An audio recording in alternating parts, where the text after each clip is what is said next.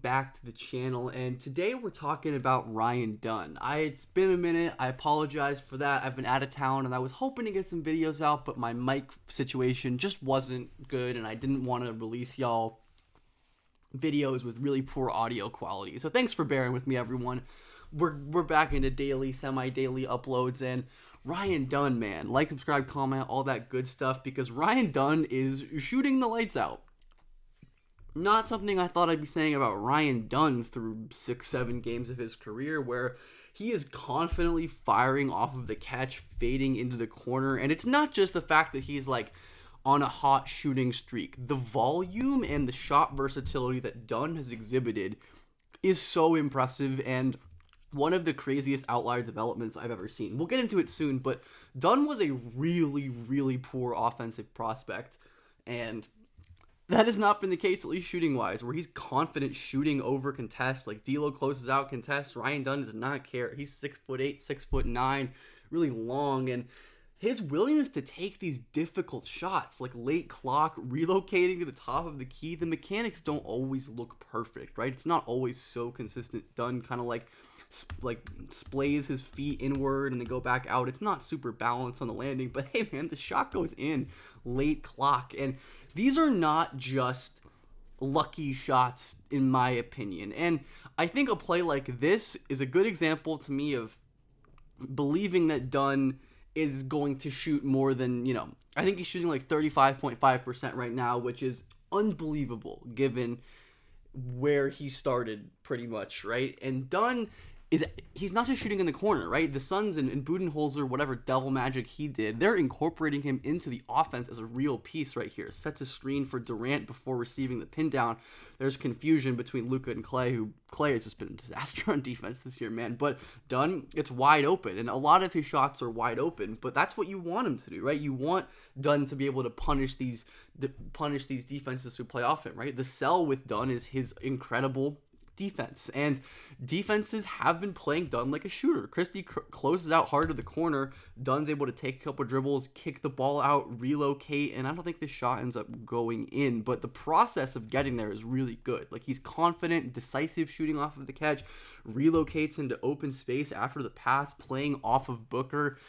It's really impressive stuff. The way that Dunn has settled in as a shooter feels more real than it doesn't. Even if there's going to be regression and a lot of his stuff is wide open, and there's certainly some clunkiness when it comes to his release at times. Like, it's not always perfect. There is a level of like two motion stiffness in some of his plays where it's not as fluid a shot as you want. But given where we thought Dunn would be at this point, it's really remarkable. And again, Zubac closing out, doesn't hit the three. Like, a lot of his shots are pretty open, and a good amount of his misses are pretty far off, which I do think can be a tell of potential shooting regression to come, is if these misses are just like really bad and the touch doesn't seem to be there. But Dunn is looking like a sick corner shooter. Maybe he can be like the PJ Tucker type at worst, right? Where LeBron is closing hard right here.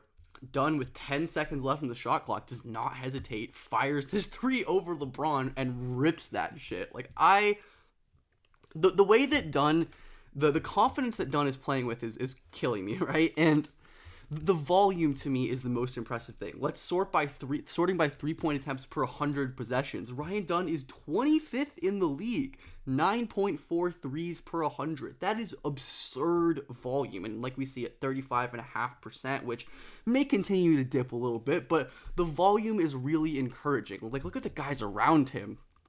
He's shooting more threes per 75 possessions than Grayson Allen, Donovan Mitchell, DiVincenzo, Harden, McCollum, Kevin Huerter, Merrill, Cam Johnson. Like, he is chucking threes, and I'm sure some of this is Budenholzer, but like, look at what he was in college, where Dunn, over his college career, right, he made 12 threes, he shot 51, basically zero free throw touch at all, never really passed the ball, never really had any sort of usage.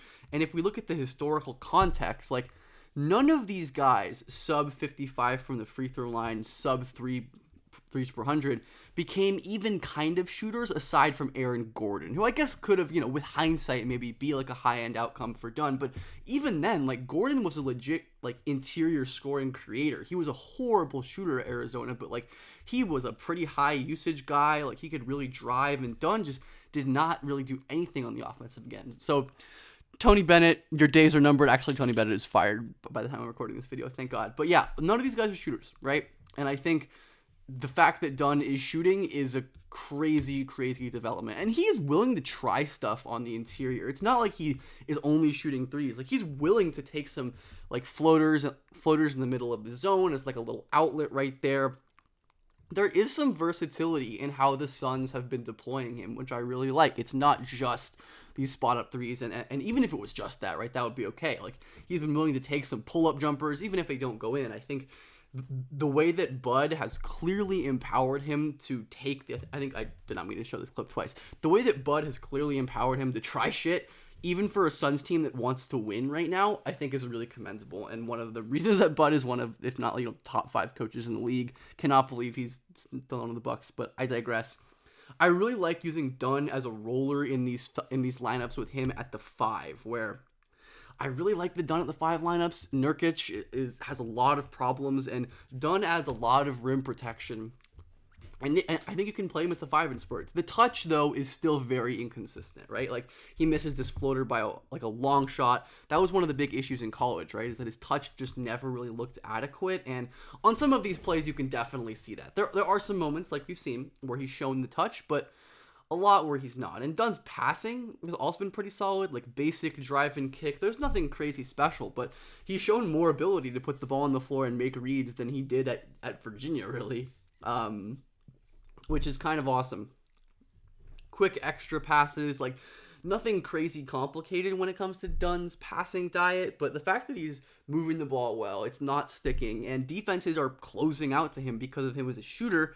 Again, we see Dunn as a screener, and he's going to lose the ball here. His handle definitely needs to improve. Like, he's not a comfortable driver, but once again, we look at usage. The first screener in this 77 action, double drag, where he's just going to pop to the 3, beat Luke off the close, where, yeah, he probably could have passed it Tyus there, but pretty good stuff overall from Mr. Ryan Dunn on the offensive end. And, of course, defense, like, he's one of the most special defensive prospects I've ever evaluated, which kind of says a lot to me about how poorly I thought of his offense coming out and how absurd this development is to me. Like, he's 1v1 against Anthony Davis, elevates up from a back pedal, contests him into an air ball. Like, some of the shit that Dunn can do on defense, and I really like his fit with Nurkic, and now that he's a shooter, because Nurkic is a very ground-bound center, not a very good rim protector, not a very good ground coverage guy. That's Dunn's specialty. Weak side rim protection, ground coverage, great hands here to steal this pass. So if Dunn can actually space the floor to play like as a stretch 4,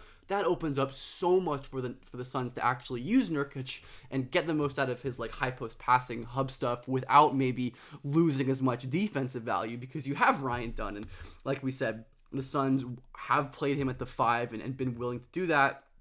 Does a great job here elevating and blocking LeBron right there. So, but all of this works because Dunn is shooting the way that he is. And it's super early in Dunn's career.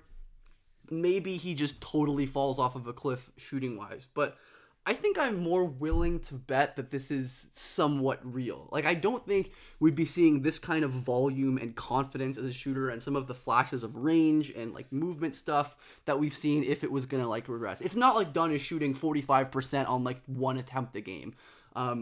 His percentages have come back down to earth the last couple games. Like, I think he was above 40% for his first 5 or 6 games, which is absolutely crazy. And he was really efficient on high volume in the preseason as well. And Dunn is clearly, if this shot is real, on his way to being one of the most valuable role players in the league. Like, I think it's easy to imagine Dunn being a perennial all-defense guy. I don't think that's a hot take at all.